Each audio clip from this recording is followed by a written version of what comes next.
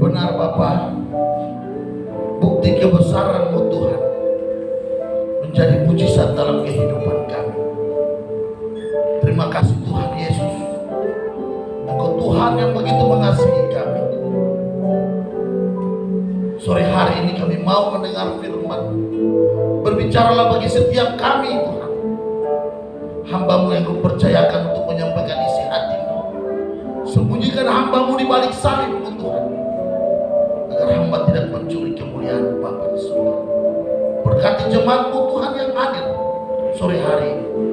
Di dalam Kristus Yesus Tuhan, kami siap untuk mendengar firman-Mu. Haleluya. Yang percaya katakan Shalom. Silakan dulu. Haleluya, puji Tuhan. Allah yang kita sembah, Allah yang besar, Allah yang dahsyat dan luar biasa. Harus kita bangga punya Allah seperti Yesus.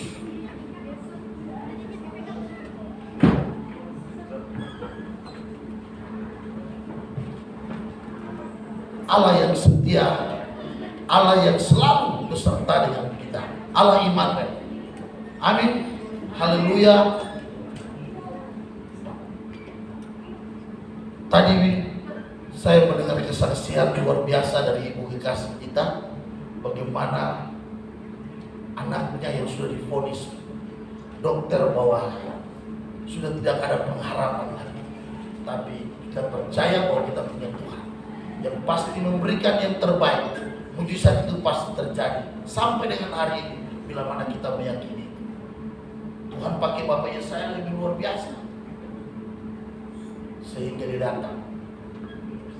Dan kita percaya satu hal, bahwa minyak dan anggur tanda mujizatnya ada di sini.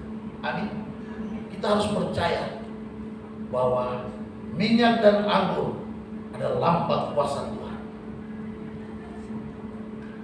Sore hari ini kebenaran firman Tuhan saya ambil dalam Mazmur 119 ayat 89 sampai dengan 96. Tema saya berikan judul kesetiaan Allah. Kesetiaan Allah. Mazmur 119 89 sampai dengan 96. Saya baca firman Tuhan. Segala perintah-Mu dapat dipercaya. Mereka mengejar aku tanpa alasan. Tolonglah aku. Hampir saja mereka menghabisi aku di bumi, tetapi aku tidak meninggalkan titah-titah-Mu. Hidupkanlah aku sesuai dengan kasih setia-Mu, supaya aku berpegang pada peringatan yang Kau berikan. Untuk selama-lamanya ya Tuhan, firman-Mu tetap teguh di sorga. Kesetiaan-Mu dari keturunan ke keturunan. Engkau menegakkan bumi sehingga tetap ada. Menurut hukum-hukum-Mu semuanya itu ada sekarang. Sebab segala sesuatu melayani Engkau. Sekiranya Taurat-Mu tidak menjadi kegemaranku, maka aku telah binasa dalam sengsara. Untuk selama-lamanya aku tidak melupakan titah-titah-Mu, sebab dengan itu Engkau menghidupkan aku. Aku kepunyaan-Mu, selamatkanlah aku, sebab aku mencari titah-titah-Mu. Orang-orang fasik menantikan aku untuk membinasakan aku, tetapi aku hendak memperhatikan peringatan-peringatan-Mu. Aku melihat batas-batas kesempurnaan, tetapi perintah-Mu luas sekali. Haleluya. Di mana pemazmur berkata, kesetiaan Tuhan tetap untuk selama-lamanya. Mazmur 119 mengungkapkan betapa Allah itu setia, betapa sempurna Dia dan luar biasa keperkasaannya. Dalam ayat 90 terungkap kebenaran yang hakiki. Kesetiaan Tuhan turun-temurun sebagaimana matahari yang setiap hari setia terbit di ufuk timur. Terlebih lagi kesetiaan Tuhan memelihara anak-anak tebusan. Marilah kita amati kebenaran ini digenapi dalam hidup orang percaya. Amin. Haleluya. Kasih setia Tuhan tidak pernah pudar sampai dengan hari ini. Hari-hari kemarin di tempat kita adanya swab. Ada yang ketakutan, ada yang tidak mau, ada yang mau. Tapi waktu dites OTG kurang lebih 40 orang. Dan semua dibawa ke Wisma Atlet. Tapi puji Tuhan semua sudah kembali lagi.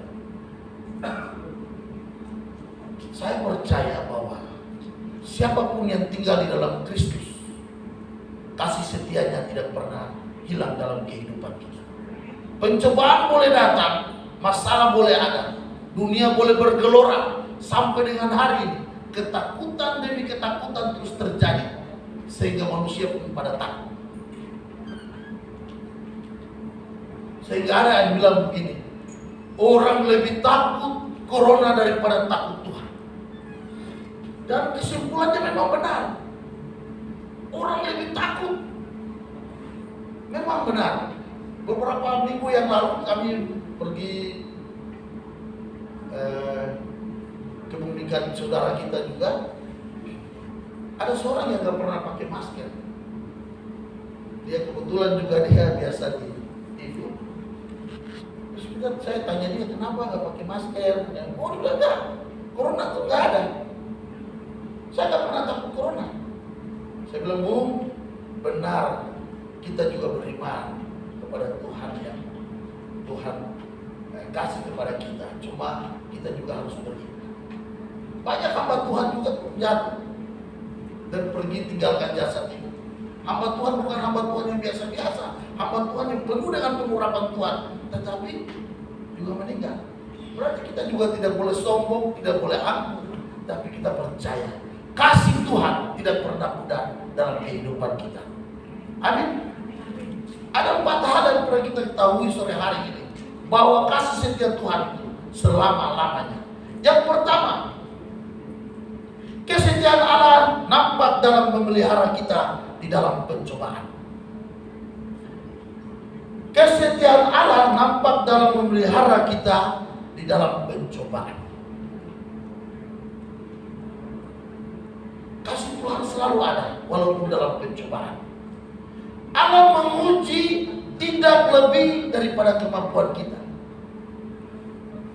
Di dalam pencobaan itu Allah menguji kita tapi tidak melebihi kemampuan kita. Pasti ada kekuatan, ada penghiburan, ada jalan keluar bila mana kita melekat dengan Tuhan Allah yang kita sembah. Coba kita buka dalam 1 Korintus 10 ayat 13. 1 Korintus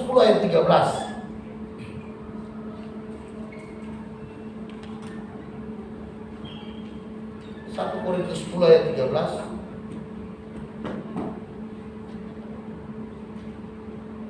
Firman Tuhan, pencobaan yang kamu alami ialah pencobaan biasa yang tidak melebihi kekuatan manusia, sebab Allah setia dan karena itu Ia tidak akan membiarkan kamu dicobai melampaui kekuatan.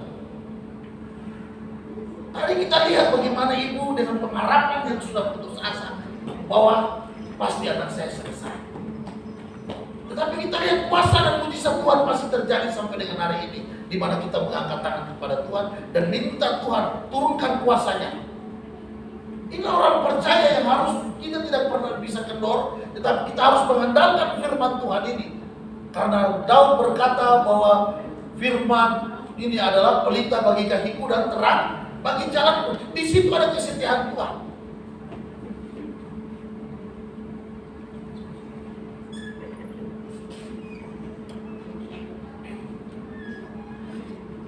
Pada waktu kamu dicobai, Ia memberikan kepadamu jalan keluar, sehingga kamu dapat menanggungnya. Luar biasa. Kita dapat menanggungnya.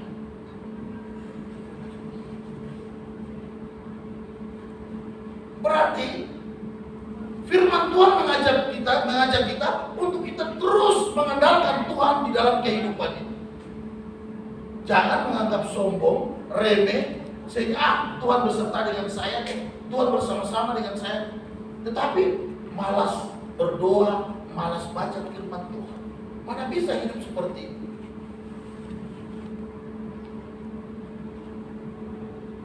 Harus bergaul akrab dengan Tuhan, maka kita akan melihat mujizat Tuhan terjadi di dalam kehidupan kita. Amin. Inilah janji Tuhan. Jangan kita so tahu, jangan kita so sombong bahwa Tuhan sudah bersama-sama dengan saya anak Tuhan. Suatu ketika saya ada di tanah Papua, di kampung desa yang sekarang kabupaten yang sekarang bernama Waropen. Di situ terkenal dengan mistik. Mistik itu kalau di Bali orang bilang leak ya. Tapi kalau di daerah itu orang di sana bilang swangi. Tetapi orang di swangi di sana itu khusus makan jantung. Ketika kita sore-sore pergi pelayanan ada satu rumah di sana, sampai di situ ada selesai berdoa, Tuhan melakukan mujizat. Kami pulang malam jam 11 kira-kira, orang Swangi ini dia marah, dia datang serang kita. Karena di sana waktu zaman tahun 89 itu rumah jarak-jaraknya jauh dan belum ada lampu. Jadi kita pakai pelita. Waktu tidur malam tiba-tiba Swangi itu datang.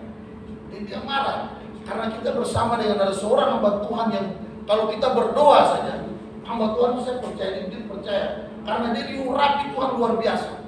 Kita berdoa saya baru tutup mata dia bisa lihat segala macam hal yang ada di dunia. Sampai Bapak Ibu dia bisa tahu kita begini dia bisa cerita. Tapi waktu malam hari itu Swangi ini datang untuk menyerang kita. Dia lagi duduk angkat kaki, tiba-tiba dia merokok. Terus saya bilang, namanya bersama, kita berdoa. Ini ada kuasa gelap datang untuk kita. Dia bilang, itu dia kita pasti dia takut. Ini orang yang sombong.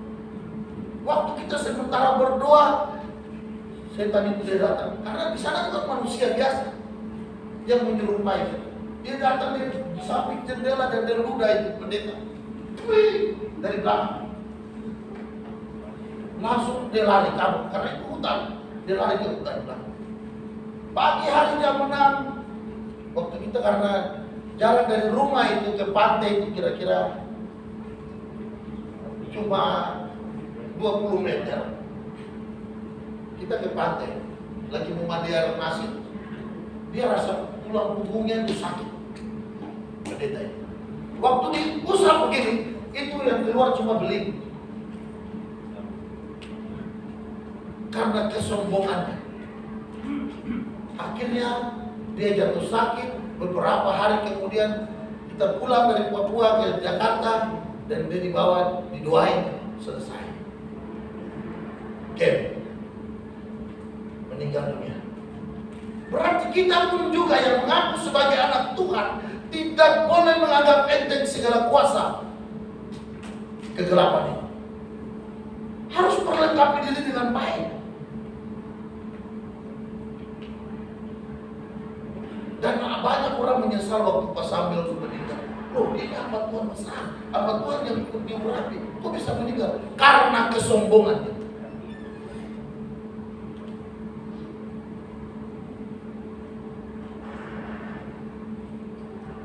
Ya, karena kesombongan. Bukan saja Allah menguji kita tidak lebih dari kemampuan kita, tetapi pencobaan boleh datang, tetapi kemenangan di pihak kita karena Allah setia. Kita percaya bahwa kemenangan itu di pihak kita. Itu sudah pasti di pihak kita. Bila mana kita tinggal di dalam kasih setianya Tuhan. Coba kita lihat lagi di dalam 2 Raja-Raja ayat 6. 2 Raja-Raja 6 ayat 16.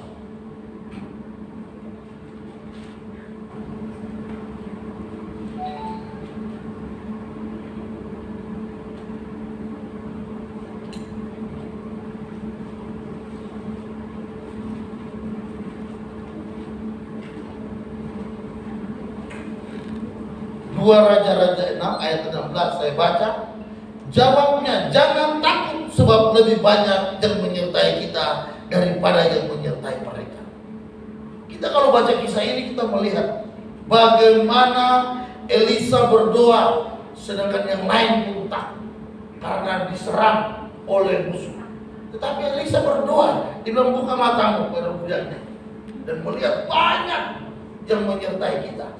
Kalau kita tahu bahwa banyak yang menyertai kita, dikirim oleh Tuhan untuk menyertai kita, berarti kita harus setia di dalam Tuhan.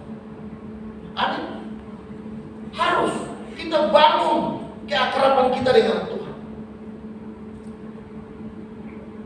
supaya kita melihat tanda mujizat itu nyata di dalam kehidupan kita orang percaya.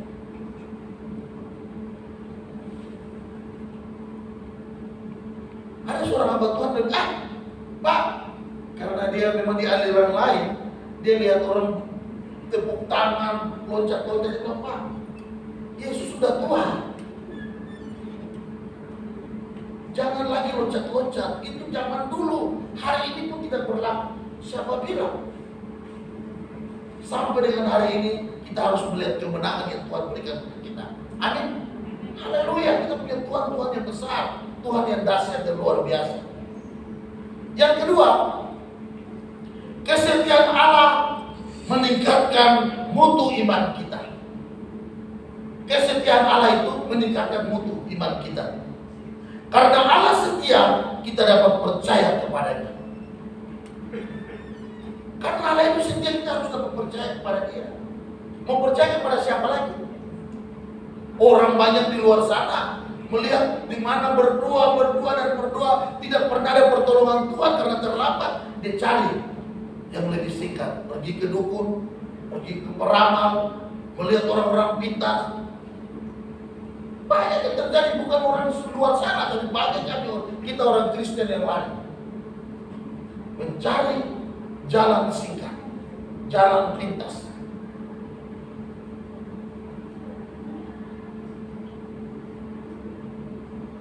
Tapi di sini tidak ada ya. Jemaat ini tidak ada. Harus setia di dalam Tuhan. Harus.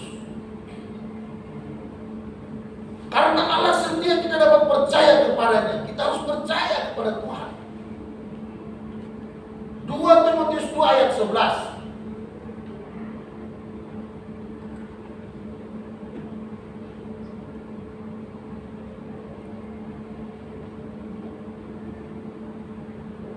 Timotius 2 ayat 11.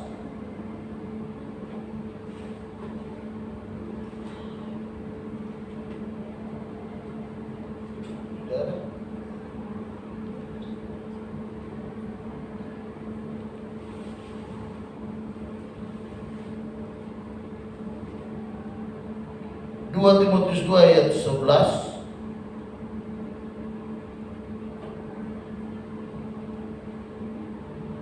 Benarlah perkataan ini, jika kita mati dengan Dia, kita pun akan hidup dengan Dia. Karena Allah setia, kita dapat percaya kepadanya bahwa pengorbanannya di atas kayu salib itulah yang menyelamatkan kita, karena Dia setia. Pengorbanannya di atas kayu salib tidak sia-sia. Dia bilang sudah selesai.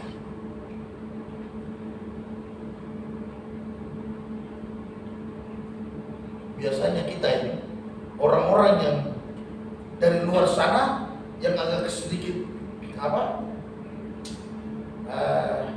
dengan Tuhan itu kelihatan setia, tetapi ada yang rapuh kita. Waktu pencobaan itu datang, bingung, takut, kemana saya harus pergi. Satu kali ketika teman saya ini pergi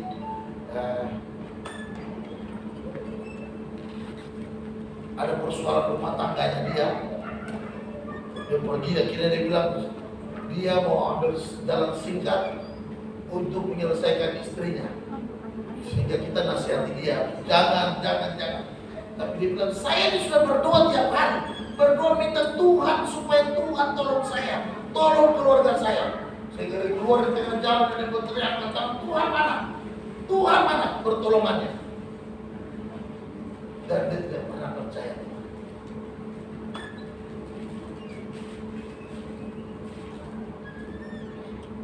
Ini orang-orang yang rapuh. Orang-orang yang tidak mengandalkan dan tidak percaya bahwa pengorbanan Kristus di atas kayu salib untuk saya dan saudara. Itu satu kesetiaan yang luar biasa. Pengorbanannya di atas kayu salib bagi hidup kita.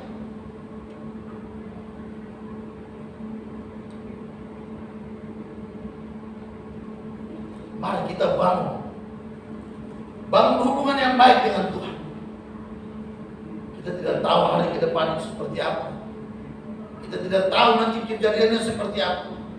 Tapi teman saya telepon, dia bilang begini, corona ini biar kita berdoa sampai kapanpun tidak akan hilang. Saya bilang, kenapa Pak Nel? Dia bilang, ya, ini Tuhan memberi kepada dunia ini supaya mereka setia, supaya lebih setia lagi dengan Tuhan. Kalau tidak, nanti manusia biasa-biasa saja. Anggap ini pernah biasa. Nanti sebentar corona habis dan hilang, kita juga hidup biasa-biasa. Tapi ini Tuhan memberi supaya manusia yang ada di dunia ini lebih setia dengan Tuhan. Kalau yang tidak setia, masuk, pergi. Saya bilang, tapi ini banyak hamba-hamba Tuhan yang berkata bahwa ini menggenapi akhir zaman. Dia bilang, belum, akhir zaman itu belum. Ini masa penantian. Masanya ditampi dulu. Siapa yang setia dia masuk. Kalau enggak, selesai. Saya pikir-pikir benar juga. Ini jadi hutan Papua sana. Dia kasih tahu saya, dia telepon malam-malam, dia bilang, ini bukan akhir daripada zaman ini, tetapi ini masa penantiannya Kristus supaya kita lebih setia lagi. Kalau siapa yang setia, dia akan lolos. Kalau tidak, selesai. Jadi harus kita setia dengan Tuhan. Jangan menganggap enteng lagi bahwa Tuhan baik. Memang Tuhan baik, tetapi kita yang tidak baik dengan Tuhan.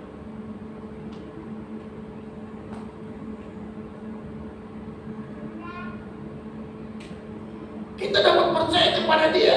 Bukan saja itu, tapi kita juga tidak boleh ragu dan bimbang dan melukai hati Tuhan.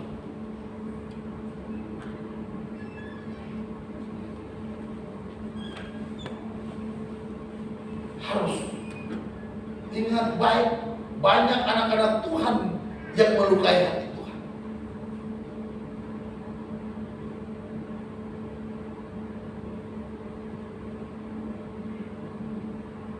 Sudah berapa banyak hamba-hamba Tuhan yang gugur karena corona? Coba lihat. Hamba-hamba Tuhan dia besar-besar. Ya.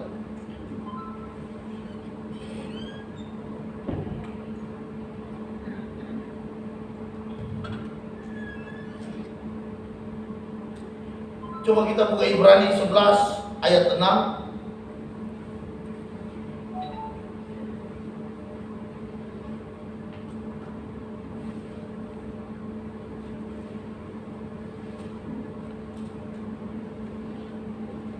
Tetapi tanpa iman tidak mungkin orang berkenan kepada Allah. Sebab barang siapa berpaling kepada Allah, ia harus percaya bahwa Allah ada dan bahwa Allah memberi upah kepada orang yang sungguh-sungguh mencari Dia.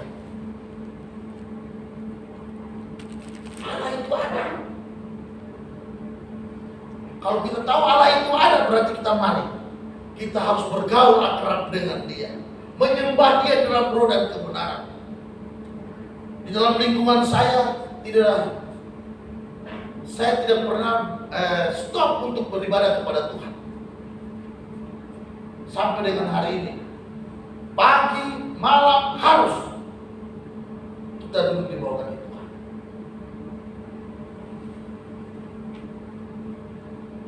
Anak-anak harus diajarkan firman Tuhan.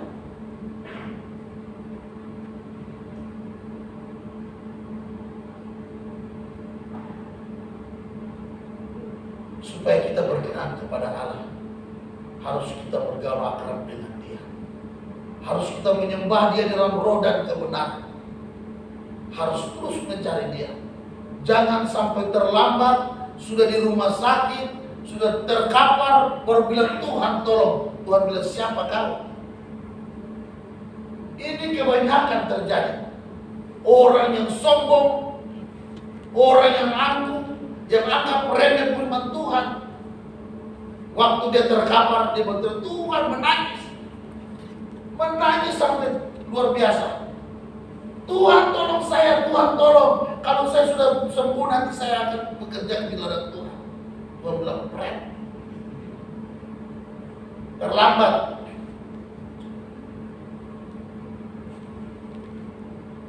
Mari kita setia, karena Tuhan lebih setia. Amin.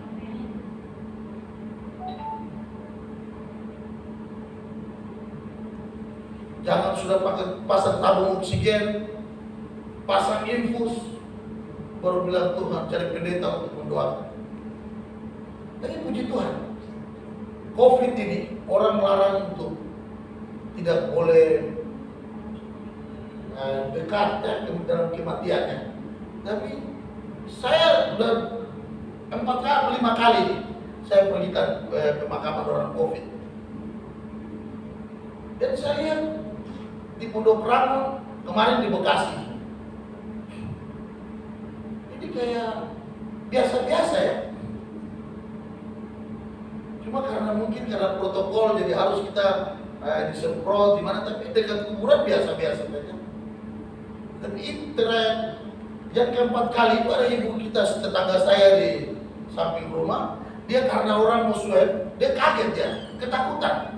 Dia ketakutan dibawa ke rumah sakit Peri, sampai di sana meninggal. Waktu surat COVID belum keluar, menurut pemerintah harus tanam secara COVID. Tetapi saya masuk di ruang ini, biasa-biasa kita berdoa seperti orang biasa, cuma petinya udah putih. Akhirnya kami bawa ke Pondok Rangon. Sana pemakaman selesai, besoknya baru surat COVID-nya keluar, ternyata negatif. Anaknya yang salah ya sudah memang sudah begitu, dan tidak bisa bikin apa-apa, ya. Tapi ini hidup, ya. Tapi harus kita tahu bahwa kalau kita hidup bergaul akrab dengan Tuhan, ada kuasa dan kemuliaan Tuhan terjadi dalam kehidupan kita sebagai orang percaya. Jangan tinggalkan Tuhan. Jangan anggap remehnya Tuhan. Jangan anggap biasa-biasa dengan Tuhan. Karena Tuhan kita luar biasa. Amin. Tuhan kita luar biasa. Kita lihat, Lazarus 4 hari saya bilang bangun. Anak dinaik pagi. Apalagi yang cuma sakit kecil-kecil aja. Masa Tuhan tidak sembuhkan? Yang penting kita tinggal di dalam hadiratnya Tuhan, bergaul akrab dengan Tuhan, maka kita akan melihat mujizat demi mujizat terjadi dalam kehidupan kita. Tepuk tangan untuk Tuhan Yesus. Tuhan kita Tuhan yang besar. Kita ada lagu yang sungguh ku bangga Bapa, punya Allah seperti Engkau. Kita harus bangga punya Tuhan yang besar. Tuhan membuat mujizat yang namanya Yesus Kristus, Tuhan dan Juru Selamat kita. Amin. Haleluya. Yang ketiga, kesetiaan Allah menjamin keamanan kita. Mengapa Allah menjaga miliknya? Sebab Dia setia. Kenapa Allah menjaga miliknya? Kita miliknya Allah, pasti kita dijaga oleh Tuhan. Kita anaknya Dia, berarti kita pasti dijaga sama Dia.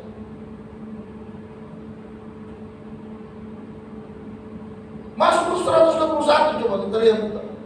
Ia setia. Mazmur 121.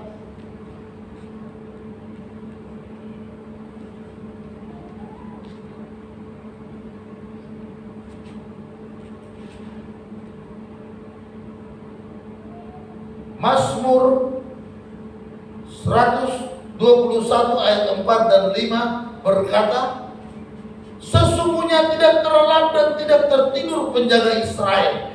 Tuhanlah penjagamu, Tuhanlah naunganmu, di sebelah tangan kananmu. Luar biasa kita punya Tuhan ini. Bangga nggak punya Yesus? Saya mau tanya Bapak Ibu, bangga nggak punya Yesus? Bangga. Dia membuat mujizat terbesar dalam sejarah dunia ini. Tidak ada yang lain, hanya Dia saja. Maka itu harus kita akrab dengan Dia. Kita harus bergaul akrab dengan Dia. Caranya bagaimana? Menyenangkan Dia, menyembah Dia, memuji Dia. Daud bilang Allah itu bertata di atas segala pujian kita. Maka itu harus kita menyanyi, menyembah Dia dengan benar.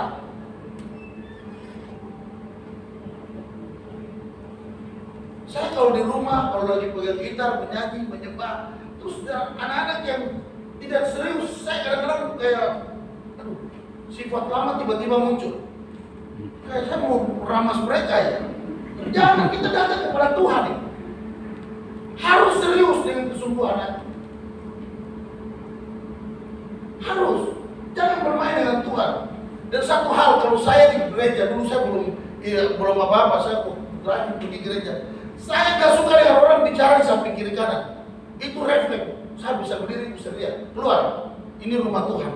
Nanti ngomongnya di luar, bicaranya di luar. Sampai istri saya suka, menurut saya karena banyak saya suka ribut di dalam gereja. Ini bukan tempat untuk bermain. Kita menghampiri Tuhan. Harus dengan hati yang benar.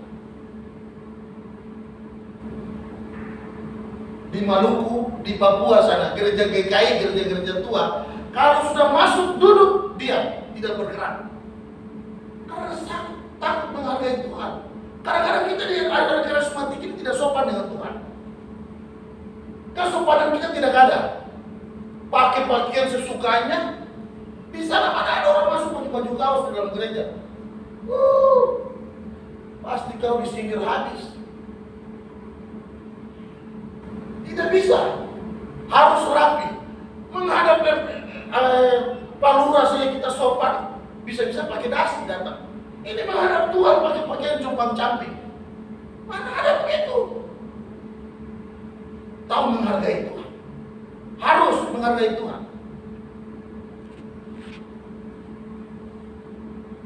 Coba kalau Bapak Presiden atau jangan Bapak Presiden, Bapak Wali Kota Bekasi bilang, Pak, tolong datang besok jam 10 ya, menghadap saya.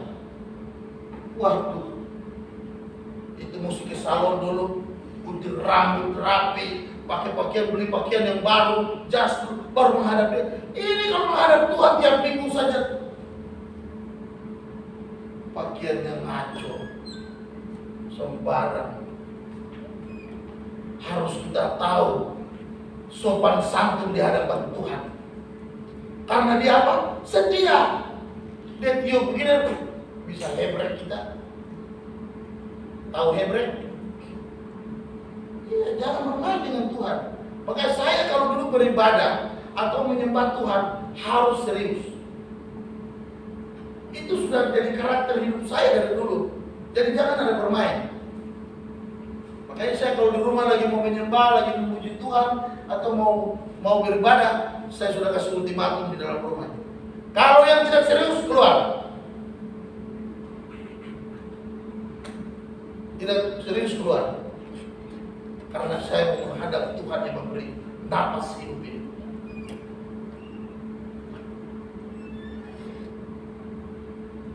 Harus menghargai Dia. Di rumah sakit orang pasang oksigen karena apa? Dan Tuhan, kita yang masih sehat bugar ini harus menghargai Tuhan. Harus menyembah Dia dalam roh dan kebenaran. Amin. Haleluya, kita punya Tuhan dahsyat dan luar biasa. Karena Allah menjaga kita, kita merasa apa? Aman. Karena Dia menjaga kita pasti merasa aman. Coba kita buka 1 Petrus 1 ayat 5.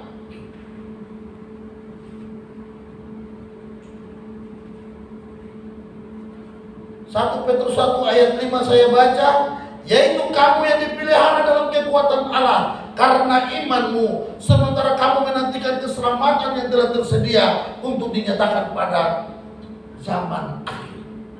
Haleluya. Yaitu kamu yang dipelihara dalam kekuatan Allah. Kita hari ini dipelihara karena ada kekuatan Allah dalam hidup kita. Kita dipelihara. Ini dipelihara dengan baik. Kita biji matanya Tuhan. Jadi kita terus sehat, kita masih bisa bercanda satu dengan yang lain, menghargai Tuhan. Harus menghargai Tuhan. Bapak Ibu, sopankah Bapak Ibu di rumah dengan orang tua? Sopankah kita dengan orang tua, menghargai orang tua, Bapak Mama di rumah? Apakah Bapak bilang, tolong angkat itu dulu. Kalau saya Bapak tolong sudah peluk kita. Saya dulu nakal kepala dibocor, kepala botak pecah-pecah karena orang tua saya ini tidak pernah kita bantah dia. Kalau bantah langsung pak, darah keluar. Jadi kita harus menghargai Tuhan yang memberi napas ini, yang memberi kita kehidupan ini. Kita harus tahu menghargai. Yang terakhir, yang keempat, kesetiaan Allah nampak dalam pengampunan kita. Dia Allah yang mengampuni kita sampai dengan hari ini. Berarti kita harus terus menyembah Dia dalam roda kebenaran dan memuji Dia. Jangan capek dan lelah karena Tuhan begitu mengasihi kita. Ya, harus kita menyembah Dia terus, memuji Dia, berikan Dia satu apresiasi yang tinggi untuk Tuhan yang kita sembah ini.